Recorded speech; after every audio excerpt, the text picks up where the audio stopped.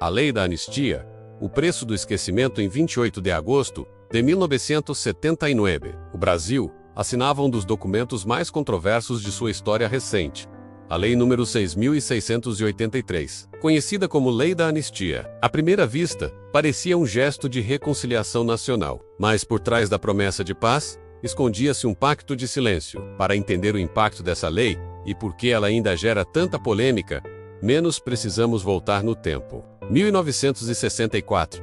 O golpe que mudou o Brasil na madrugada de 31 de março para 1º de abril de 1964, tropas militares marcharam rumo ao Rio de Janeiro e Brasília. O então presidente João Goulart, acusado do CIER, comunista por setores conservadores, foi deposto. O golpe contou com apoio de empresários, parte da mídia, setores da igreja e, nos bastidores, apoio logístico dos Estados Unidos, por meio da Operação Brother Sam. O que se seguiu foram 21 anos de ditadura militar, presidentes não eleitos, censura à imprensa, perseguição política, tortura sistemática e desaparecimentos forçados. Os anos de chumbo durante os chamados anos de chumbo 1968 a 1974. O Brasil viveu seu período mais sombrio. Em 13 de dezembro de 1968, o governo do general Arthur da Costa e Silva decretou o AI-5, que suspendeu garantias constitucionais, fechou o Congresso Nacional e institucionalizou a repressão. Foi nesse período que órgãos como o DOI-CODI e o DOPS se tornaram sinônimos de terror. Estima-se que mais de 20 mil pessoas foram torturadas, entre elas Vladimir Herzog, jornalista da TV Cultura, morto em 1975, sob custódia do Exército. O laudo oficial dizia outra coisa, mas as marcas no corpo contavam outra história. A pressão por mudanças nos anos 1970, o regime começou a dar sinais de desgaste. A crise do petróleo, a inflação crescente e o aumento da mobilização popular, menos como as greves do ABC paulista, lideradas por Luiz Inácio Lula da Silva, menos colocaram o governo contra a parede. Em 1978, o general Ernesto Geisel iniciou um processo de abertura lenta, gradual e segura. Seu sucessor, João Figueiredo, deu continuidade ao plano. Mas havia um impasse. Como permitir a redemocratização sem abrir espaço para julgamentos dos crimes cometidos pelo Estado? A Lei da Anistia, uma ponte sobre o silêncio, foi nesse contexto que nasceu a Lei da Anistia. Ela foi resultado de intensa pressão popular, menos movimentos como o Comitê Brasileiro pela Anistia, liderado por Terezinha Zerbini, exigiam o retorno dos exilados e a libertação dos presos políticos. Mas o texto final da lei, aprovado pelo Congresso em 22 de agosto de 1979, incluía um artigo polêmico.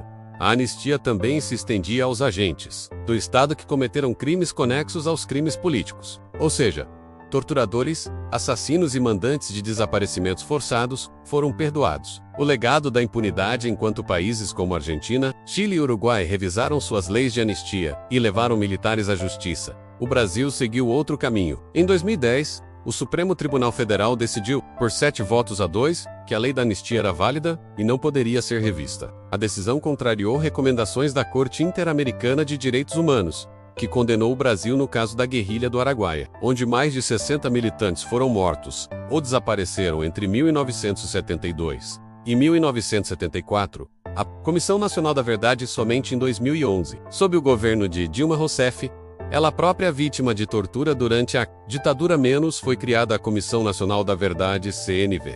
Em seu relatório final publicado em dezembro de 2014, a CNV identificou 434 mortos e desaparecidos políticos, mais de 8 mil indígenas mortos em ações do Estado. Responsabilidade direta de 377 agentes públicos por violações de direitos humanos. Mesmo com essas revelações, nenhum dos responsáveis foi punido. Segredos ainda escondidos. Muitos arquivos da ditadura permanecem classificados como sigilosos. Em 2022, o governo federal prorrogou o sigilo de documentos por mais 100 anos, alegando segurança nacional, entre eles, dossiês sobre operações de espionagem interna, execuções extrajudiciais e colaboração com regimes autoritários vizinhos, como na Operação Condor. 2025. Uma nova anistia, uma nova polêmica. Em setembro de 2025, o Congresso Nacional aprovou uma nova lei de anistia, desta vez voltada para envolvidos nos atos golpistas, de 8 de janeiro de 2023.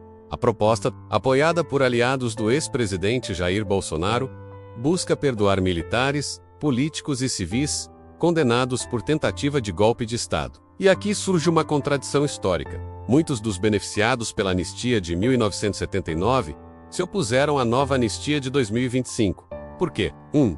Diferença de contexto. A anistia de 1979 foi parte de uma transição de um regime autoritário para a democracia. Já a de 2025 tenta perdoar crimes cometidos contra a democracia. Para muitos, isso inverte os papéis históricos e banaliza o conceito de anistia. 2.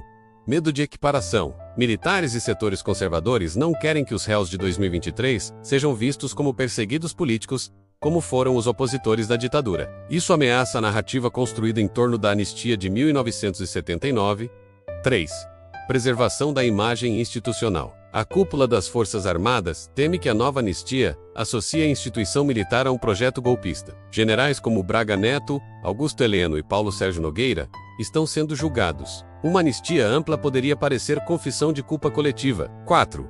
Disputa ideológica. A nova anistia é vista como uma manobra política para proteger aliados de Bolsonaro, incluindo o próprio ex-presidente. Isso gera resistência, até mesmo entre setores que tradicionalmente apoiaram anistias, pois agora o perdão é visto como instrumento de blindagem pessoal, não de pacificação nacional. Uma democracia incompleta. A transição brasileira foi feita sem rupturas, sem julgamentos, sem reparações plenas. A democracia que temos hoje foi construída sobre o silêncio de muitas vozes que foram caladas. Discutir a lei da anistia não é reabrir feridas, é impedir que elas continuem sangrando. É reconhecer que a justiça não pode ser seletiva, que a memória é um direito, e que a democracia só se sustenta sobre a verdade. E agora? O Brasil precisa decidir.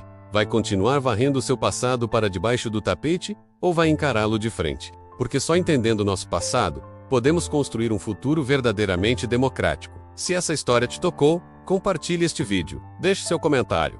Você acha que a lei da anistia de 2025 deveria ser revista? E não se esqueça de se inscrever no canal para mais conteúdo sobre a história que muitos preferem esquecer, mas que nós escolhemos lembrar.